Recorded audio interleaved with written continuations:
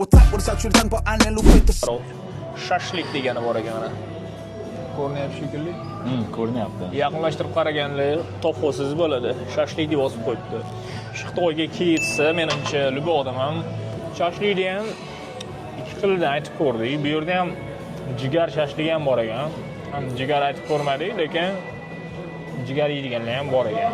Agar unga jigar yoqsa, kommentda yozib qoldirishlaring mumkin.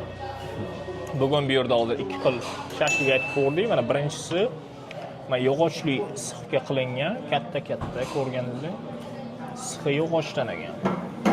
O'sha nima deydi, toldan, qanaqa deydi, daraxtni o'sha shoxidan olib kelishgan. O'shandan bittani olingchi, uni Mana ikkinchisi sal kichkinaroq.